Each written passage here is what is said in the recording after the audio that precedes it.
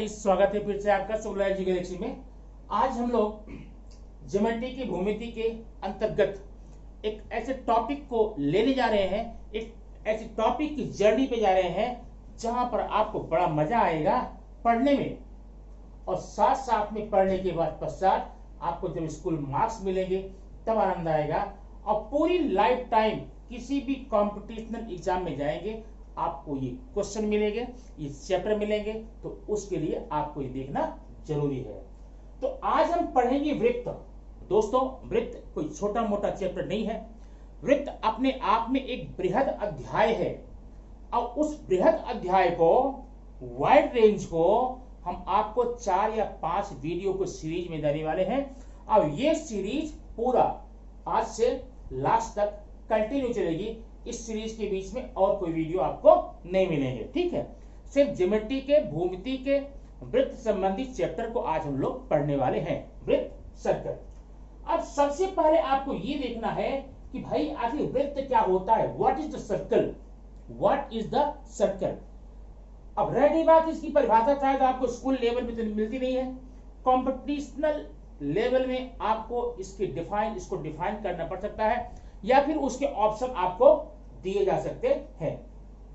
तो परिभाषा आप देख लीजिए क्या होती है। अब ये मान लो एक बिंदु है, ये क्या है, ये बिंदु, पॉइंट है।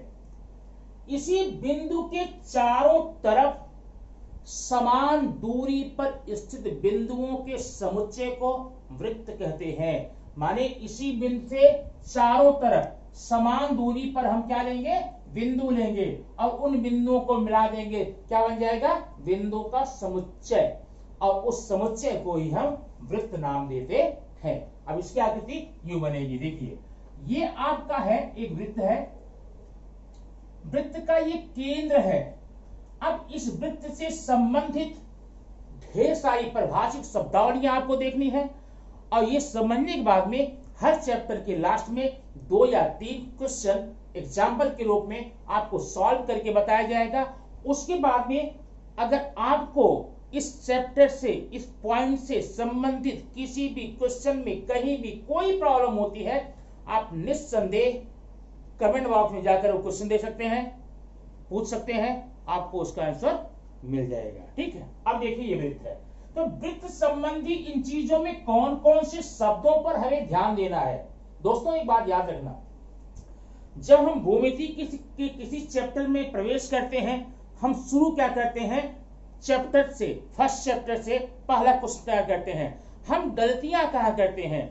गलती ये करते हैं, आप मैथ्स का कोई भी चैप्टर देख लीजिए, जब आपका स्वाध्याय या प्रश्न संग्रह शुरू होता है, उसके पहले 3-4 पेज में कुछ लिखा गया रहता है, और दुख की बात है कि हम उसको नहीं देखते। अगर हम नहीं देखते तो उस बुक में लिखने वालों ने, विद्वानों ने आखिर लिखा क्यों है, क्यों उतना पेपर वेस्ट किया, उसे आपको पढ़ना चाहिए। उसमें जो चीजें होती हैं वो पढ़ने के बाद में आपको सारे क्वेश्चन मोस्टली बहुत आसान हो जाएंगे।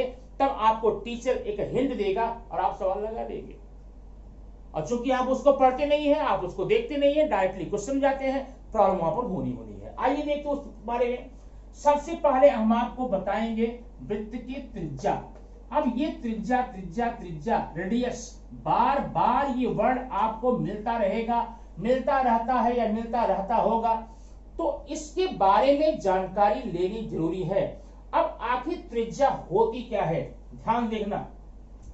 ये वृत्त का परिधि है, वृत्त का घेरा है। वृत्त के घेरे पर किसी एक बिंदु को हम ले लेंगे। ये देखिए, ये बिंदु ले लिया, इस बिंदु का नाम है ए, और इसका केंद्र जो है ओ है। अगर हम केंद्र को वृत्त के बिंदु से मिला दें, तो जो रचना आपको मिली है, इसका नाम ओए देख रहे हैं यहां पर, इसी को हम त्रिज्या का नाम देते हैं। इसका मतलब ये हुआ, वृत्त के केंद्र से परिधि के किसी भी बिंदु को मिलाने वाली रेखा को त्रिज्या कहते हैं, ठीक है। A segment between the any point on the circle and the centre is called radius, ठीक है।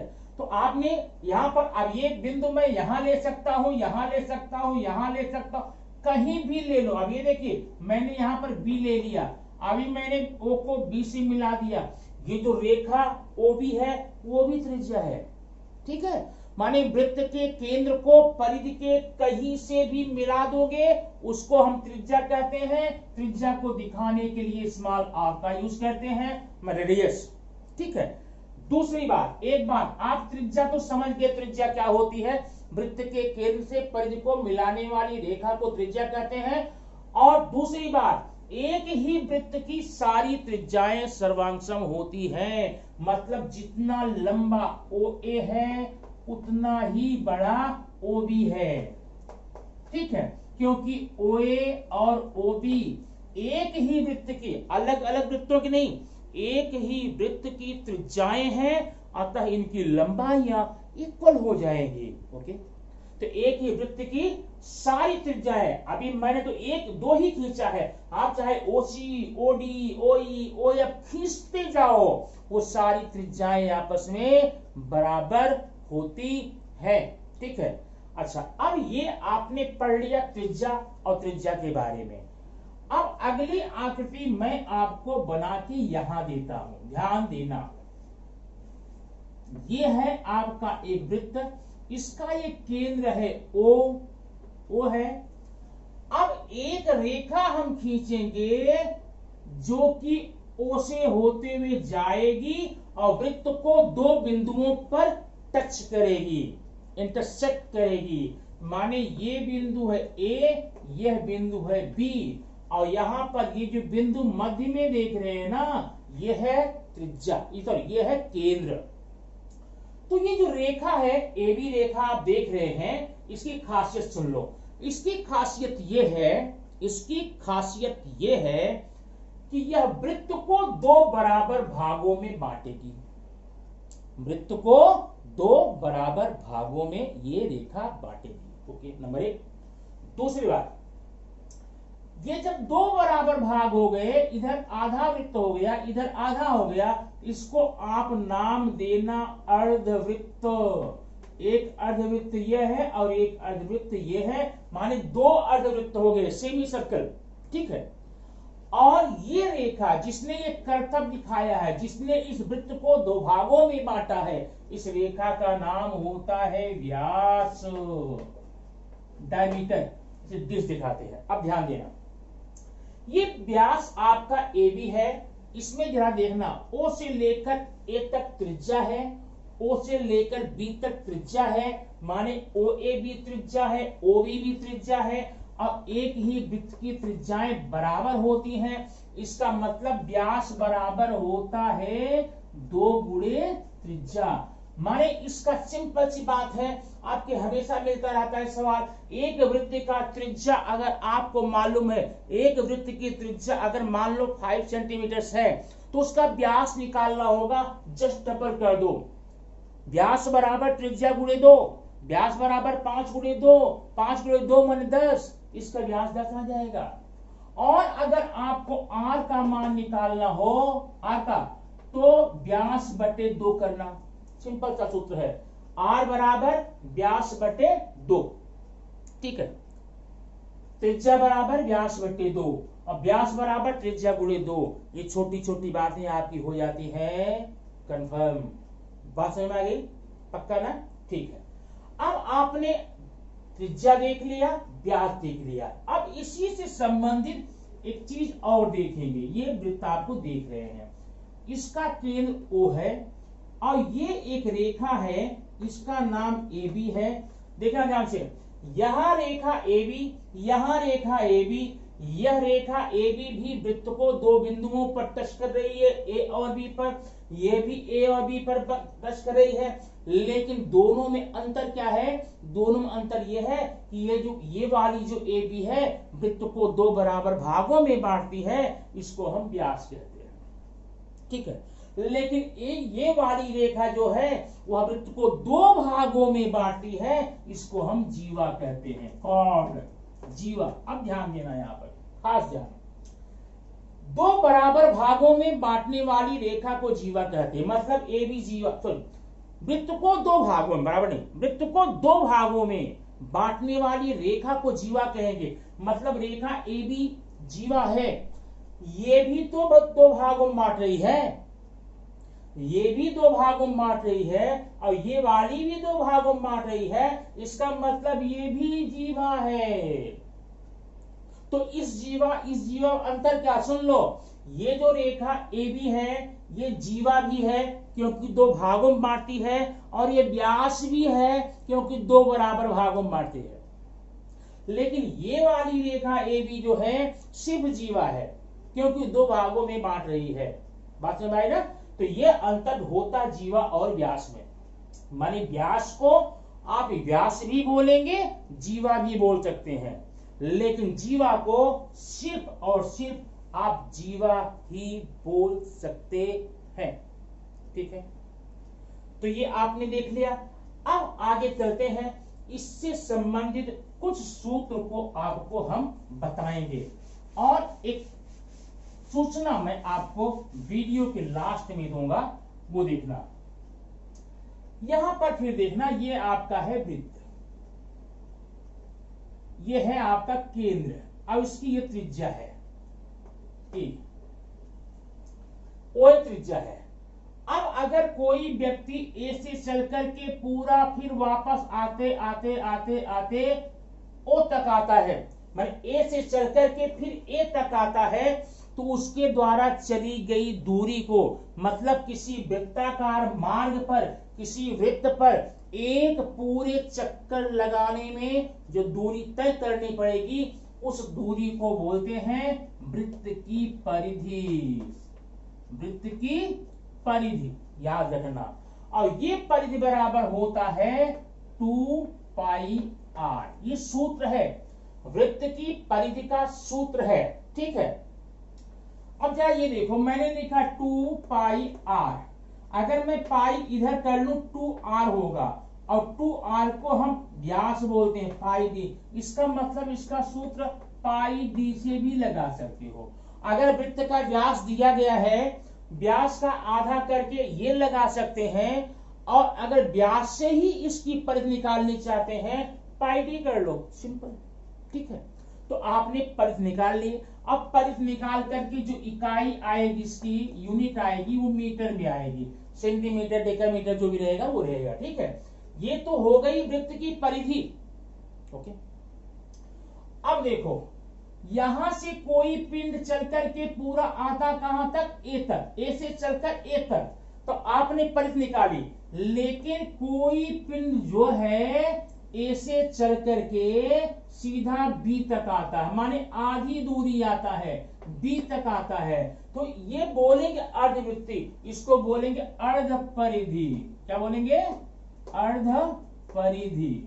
अब अर्ध परिधि कितना होता है, सिंपल है, 2 पाई r का आधा कर लो, 2 निकल जाएगा, आप पाई r कर लेंगे तो भी आ जाएगा, और नहीं तो अगर पाई d बटे 2 कर लो तो भी आ जाएगा, पाई d बटे 2। माने ये देखना ध्यान से, इनमें से किसी एक सूत्र का यूज करके आप परिधि, अर्ध परिधि आप निकाल सकते हैं, किसकी? वृत्त की। अब परिधि मतलब जानते, बार बार आपके क्वेश्चन परिधि नहीं बोलता, कभी बोलता है एक वृत्त की त्रिज्या कुछ दे दिया जाएगा, वो 2 फेरे में चली गई दूरी निकालो। अब 2 फेरे मतलब एक फेरा माने परिधि, आप परिधि निकाल करके 2 का गुणा कर दो, काम हो जाएगा। अभी मैं एग्जांपल दूंगा, आपको समझ में आ जाएगा, इसकी चिंता मत कीजिए। अब देखना, अब अगला है वृत्त का क्षेत्रफल। वृत्त का क्षेत्रफल, एरिया ऑफ सर्कल, ये होता है पाई r स्क्वायर। पाई r स्क्वायर याद रखना, पाई r स्क्वायर। जब इसका आप निकालेंगे इकाई तो लिखेंगे मीटर स्क्वायर। अब cm स्क्वायर हो सकता है, मीटर स्क्वायर हो सकता है, जो भी इकाई रहेगी सवाल में अपना आपका हो जाएगा। तो ये हो गया वृत्त का क्षेत्रफल, और यहां हो गया वृत्त की परिधि। अब आइए हम एक आपको प्रश्न बताते हैं, इसमें आपको ज्यादा समझ में आएगा। ठीक है, क्वेश्चन इस प्रकार से है कि एक वृत्ताकार खेत है, एक वृत्ताकार खेत है, और किसान अपने पूरे खेत का एक चक्कर लगाता है, तो वो कुल कितनी दूरी चलेगा, जबकि उस वृत्ताकार खेत की त्रिज्या 21 मीटर है। अब आप पहले लिख लेंगे त्रिज्या बराबर 21 मीटर, ठीक ना। अब आपको निकालना क्या है, एक फेरे में चली गई दूरी, और एक फेरे में चली गई दूरी को ही हम परिधि बोलते हैं। मतलब वृत्ताकार खेत की परिधि, वृत्ताकार खेत की परिधि ये बराबर होगा, क्या लगाएंगे, 2 पाई r। ये आपने लिख लिया। अब ध्यान ये देना, 2 इंटू ये जो पाई है ना, इसका मान कभी कभी तो 22/7 लिखना होता है, और कभी कभी 3.14। अब ये पाई का मान आपके क्वेश्चन दिया जाएगा, लेकिन अगर न दिया जाए तो क्या करेंगे, तो सिंपल सी बात है, ध्यान देना। अगर यहां पर जो त्रिज्या दी गई है ये, अगर वो 7 से कटने वाली संख्या हो, 7 की गुणज हो, मतलब 7 हो, 14 हो, 21 हो, 28 हो, 35 हो, 42 हो, ऐसी संख्या हो, तब तो आप पाई का मान 22/7 रख लेना। और 7 से न कटने वाली संख्या हो तो पाई का मान आप 3.14 रख लेना। सिंपल ना। अब ये हो जाएगा 22/7 गुणे त्रिज्या, त्रिज्या कितनी है, 21। अब आपका हो गया 7 21 7, 7 3 21। अब अगर ये गुणा कर डालेंगे, 2 3 6, 6 दूनी 12, 6 दूनी 12 1 13, 132 मीटर उस किसान के द्वारा तय की गई दूरी हो। बच्चों भी एक चीज ये देखना, मैंने यहां बता दिया, लेकिन सीधे सीधे आप पूछा जाएगा, एक किसान के खेत, वृत्ताकार खेत की त्रिज्या 21 मीटर है, वो 5 फेरे में कितनी दूरी चलेगा, 5 फेरे में कितनी दूरी चलेगा। तो सबसे पहले आप निकालेंगे एक फेरे की दूरी, एक फेरे की परिधि आपने एक निकाल लिया। अब यहां लिखेंगे, चूंकि एक फेरे में चली गई दूरी बराबर 132 मीटर है, इसलिए 5 में निकालने के लिए क्या करेंगे, 132 में 5 का गुणा कर देंगे, आपका सवाल आ जाएगा। ठीक है, इस प्रकार से आप इसकी परिधि निकाल सकते हैं। अच्छा अब देखिए, अगर इसी खेत का आपको क्षेत्रफल निकालना हो तो क्या लिखेंगे, खेत का क्षेत्रफल बराबर होता है पाई r स्क्वायर। पाई का मान रखना 22/7 गुणे r का मान है 21 गुणे 21। ठीक है, अब आप 7 3 21 हो गया, गुणा कर डालिए। कैसे करेंगे, 22 गुणे 63, 21 नहीं है 63। अब यहां पर आप गुणा करेंगे तो 63 दूनी 126 होगा, 126 से हासिल आपका 12, फिर 63 दूनी 126, 126 में 12 जोड़ेंगे तो आएगा 138। ये आपका आंसर आ जाएगा, गुणा करके देख लेना। ठीक है, इस प्रकार से आपने इस वीडियो में त्रिज्या क्या है, व्यास क्या है, जीवा क्या है ये देखा, और साथ साथ में इससे संबंधित आपने क्या देखा कि किसी वृत्त की परिधि और किसी वृत्त का क्षेत्रफल हम कैसे निकाल सकते हैं। ठीक है, अब कुछ बातें और देखेंगे हम इसमें। ये आपका एक वृत्त है, वृत्त का ये केंद्र है, आपका ये जीवा है AB, वृत्त का केंद्र O है, जीवा AB है। अब ध्यान सुनना, अगर हम इसके केंद्र से जीवा पर लंब परपेंडिकुलर माने 90 डिग्री का एक रेखा खींचें, इसका नाम हम रख देंगे P, OP। इसका मतलब ये जो OP है परपेंडिकुलर है AB पर। तो अब ध्यान देना, एक बात दिमाग में रखना कि वृत्त के केंद्र से जीवा पर डाला गया लंब जीवा को 2 बराबर भागों में बांटता है। मतलब वृत्त के केंद्र से जीवा पर खींचा गया लंब जीवा को समद्विभाजित करता है। इसका मतलब जब कोई बता दे ये लंब है तो आप ये बता देना, भैया देखो OP AB को 2 बराबर भागों में बांटेगा, मतलब AP बराबर BP होगा। अब अगर मैं आपको AB का मान बता दूं 70 सेंटीमीटर, AB का मान 70 सेंटीमीटर, तो बताइए AP कितना होगा, तो AP बराबर हो जाएगा AB/2। अब यहां लिखना पड़ेगा केंद्र से जीवा पर डाला गया लंब। अब आप यहां करेंगे 70/2 इक्वल टू 35 सेंटीमीटर। इस प्रकार से आप ये मान निकाल सकते हैं। याद ये रखना, केंद्र से जीवा पर डाला गया लंब, केंद्र से जीवा पर डाला गया लंब जीवा को 2 बराबर भागों में बांटता है। ये पॉइंट याद रखना, ठीक है। नेक्स्ट आप देखेंगे, अब ये है आपका वृत्त। फिर से एक वृत्त मैं यहां बना देता हूं, 2 वृत्त बनाया है। इसका केंद्र O है, इसका केंद्र C है। यहां पर ये व्यास है AB, यहां पर ये व्यास है PC, सॉरी यहां पर ये जीवा है PC।